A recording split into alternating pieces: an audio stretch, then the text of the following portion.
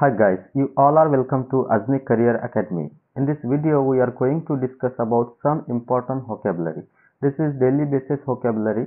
If you are preparing for IBPS CSO, IBPS PO, IBPS clerk, RRB, SSC exam, Talaki exam, then railway exam, banking exam, MPSC, UPSC, or any other examination in which vocabulary play important role.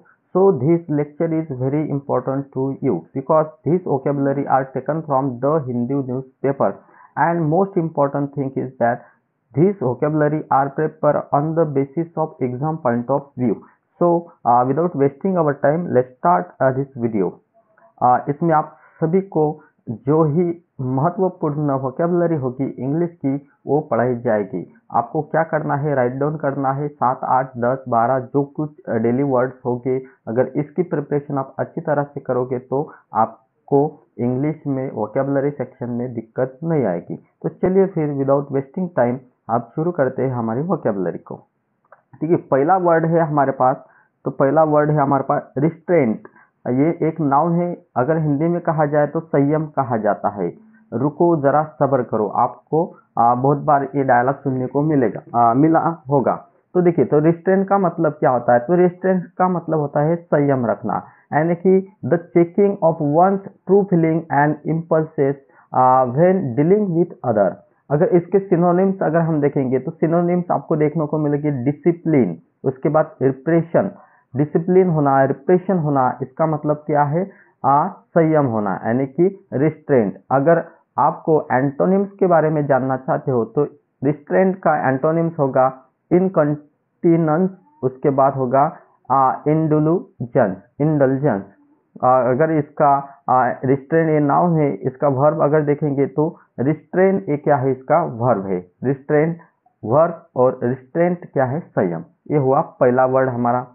देखिए, दूसरा word है हमारे पास रग। ये जो रग है बहुत बार एग्जाम में पूछा जा चुका है।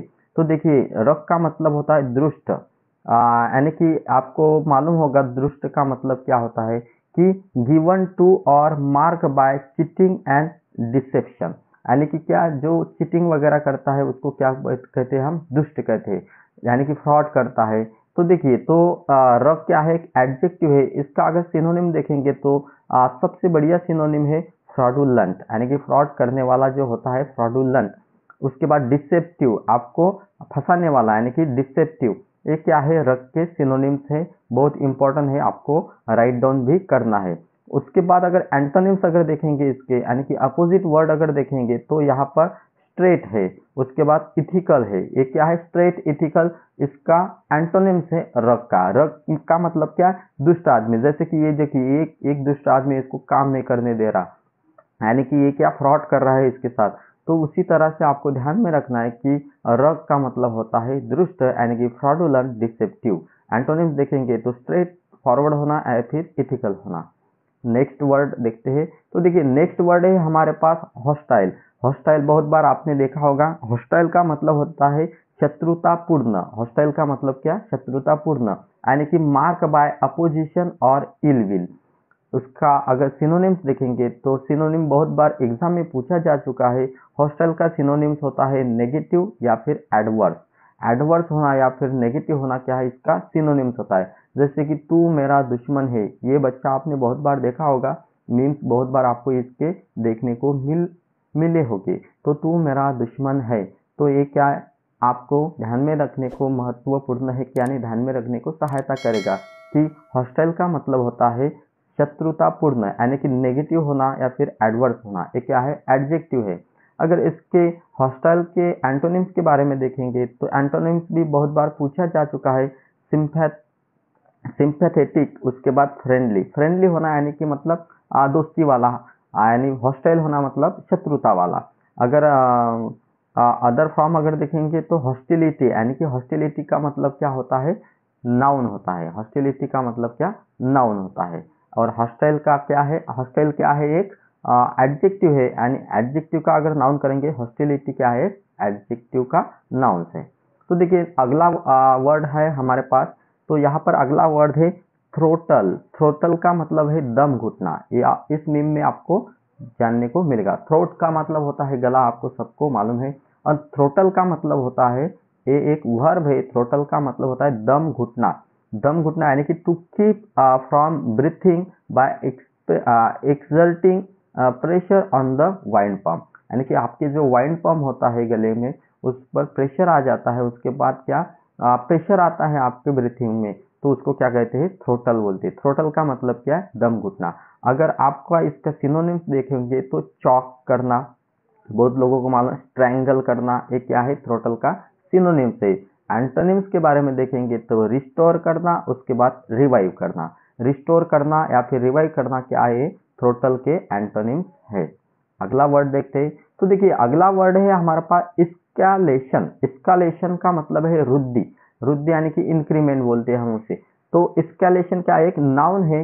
नाउन उसका हिंदी में मतलब देखेंगे तो रुद्धि होता है, यानी कि increase in extent, volume, number, amount, intensity और स्कोप। यानी कि जो कुछ बात हो उस बात को क्या करना, बढ़ाना, उसकी वृद्धि करना, यानी कि इंक्रीज करना या फिर एक्सटेंड करना, या फिर उसका जो वॉल्यूम है उसको बढ़ाना, नंबर है उसको इंक्रीज करना, या फिर अमाउंट होगा पैसे के बारे में तो अमाउंट को इंक्रीज करना, इंटेंसिटी होगी तो उसको इंक्रीज करना, या फिर स्कोप होगा तो इसको इंक्रीज करना। इसका मतलब क्या, स्कालेशन। तो स्कालेशन का मतलब वृद्धि होता है। सिनोनिम्स अगर देखेंगे तो एक्सपांशन, एक्सकालेशन, वृद्धि। एक्सपांशन का मतलब भी आपने देखा होगा, एक्सपांड होना या फिर एक्सपांशन करना है। हमारे पास नाउन है इसलिए नाउन का सिनोनिम्स क्या है, एक्सपांशन। उसके बाद इन्फ्लेशन। इन्फ्लेशन तो आपने देखा होगा, महंगाई का दर होता है उसको जब वो इंक्रीज होता है तो इन्फ्लेशन बोलते हैं हम उसे, यानी कि क्या महंगाई क्या हो गई, बढ़ गई, यानी कि इन्फ्लेशन हो गया। तो ये क्या है, एस्केलेशन एक वर्ड है, उसका सिनोनिम देखेंगे तो एक्सपांशन करना या फिर इन्फ्लेशन करना। इस मीम में आपको देखने को मिलेगा कि जब कोई बात बिगड़ जाए, जब कोई मुश्किल आ जाए, बॉस क्या कहते हैं तब, आई एम नॉट इंटरेस्टेड यार, मुझे सुना ही नहीं है। तो आपको क्या उसको बढ़ाना होगा। देखिए तो इसके बारे में अगर हम सिनोनिम्स देखिए, हमने कि एक्सपांशन है, इन्फ्लेशन क्या है इसके सिनोनिम्स है। लेकिन इसका एंटोनिम्स अगर देखेंगे तो एंटोनिम्स आपको देखने को मिलेंगे, जैसे कि डिक्रीज। इंक्रीज का अपोजिट क्या होता है, डिक्रीज होता है। उसके बाद रिडक्शन, ये आपको पहचाने हुई, यानी कि लगभग सब कुछ मालूम है आपको कि डिक्रीज करना, रिडक्शन करना, ये क्या है, एंटोनिम्स है एक्सपांशन का या फिर इन्फ्लेशन का या फिर स्केलेशन का। अगर इसका वर्ब फॉर्म अगर देखेंगे हम तो देखिए स्केलेट क्या है, स्केलेशन का वर्ब फॉर्म है।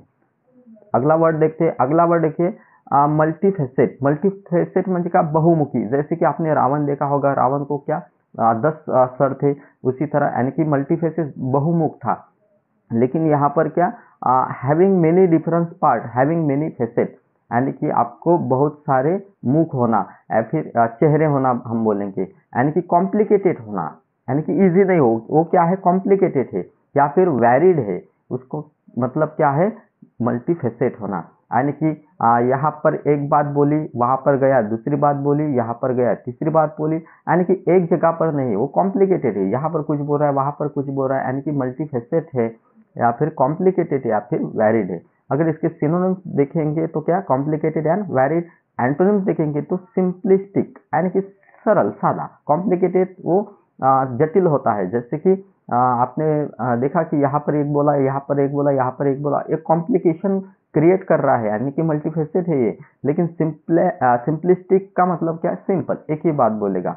होमोजेनस, होमोजेनस का मतलब भी क्या, बहुमुखी के अपोजिट होता है, यानी कि एक मुखी बोलेंगे हम उसको।